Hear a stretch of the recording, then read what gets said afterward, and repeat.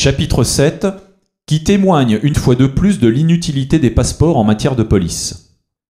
L'inspecteur redescendit sur le quai et se dirigea rapidement vers les bureaux du consul. Aussitôt, et sur sa demande pressante, il fut introduit près de ce fonctionnaire.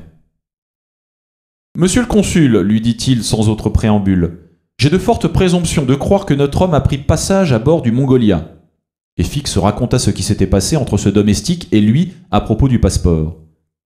« Bien, monsieur Fix, répondit le consul, je ne serais pas fâché de voir la figure de ce coquin.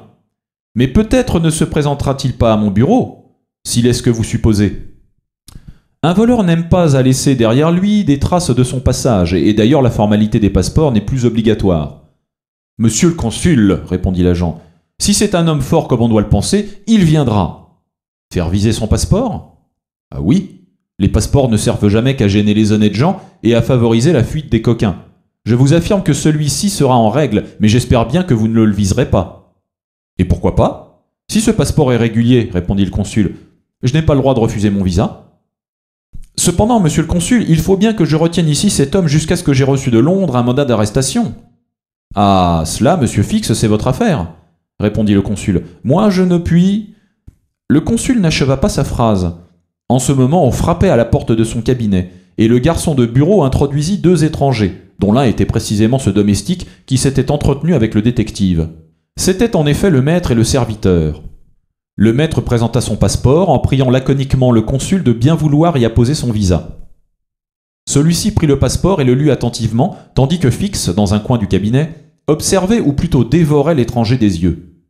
Quand le consul eut achevé sa lecture, « Vous êtes Phileas Fogg, Esquire » demanda-t-il. « Oui, monsieur, répondit le gentleman. « Et cet homme est votre domestique » Oui, un Français nommé Passepartout. Vous venez de Londres ? Oui. Et vous allez ? À Bombay. Bien, monsieur. Vous savez que cette formalité du visa est inutile, et que nous n'exigeons plus la présentation du passeport. Je le sais, monsieur, répondit Phileas Fogg, mais je désire constater par votre visa mon passage à Suez. Soit, monsieur. Et le consul, ayant signé et daté le passeport, y apposa son cachet. Monsieur Fogg acquitta les droits de visa, et après avoir froidement salué, il sortit, suivi de son domestique. « Eh bien ?» demanda l'inspecteur. « Eh bien » répondit le consul, « il a l'air d'un parfait honnête homme. »« Possible » répondit Fix, « mais ce n'est point ce dont il s'agit. Trouvez-vous, monsieur le consul, que ce flegmatique gentleman ressemble trait pour trait au voleur dont j'ai reçu le signalement ? J'en conviens, mais vous le savez, tous les signalements... » J'en aurai le cœur net, répondit Fix. Le domestique me paraît moins être indéchiffrable que le maître. De plus, c'est un Français qui ne pourra se retenir de parler. À bientôt, monsieur le consul. Cela dit, l'agent sortit et se mit à la recherche de Passepartout. Cependant, monsieur Fogg, en quittant la maison consulaire, s'était dirigé vers le quai. Là, il donna quelques ordres à son domestique. Puis il s'embarqua dans un canot, revint à bord du Mongolia et entra dans sa cabine. Il prit alors son carnet qui portait les notes suivantes. Quitter Londres mercredi 2 octobre, 8h45 soir. Arrivé à Paris jeudi 3 octobre, 7h20 matin. Quitter Paris jeudi 8h40 matin. Arrivé par le Mont-Cenis à Turin vendredi 4 octobre, 6h35 matin. Quitter Turin vendredi 7h20 matin. Arrivé à Brindisi samedi 5 octobre, 4h soir. Embarqué sur le Mongolia samedi 5h soir. Arrivé à Suez mercredi 9 octobre, 11h matin.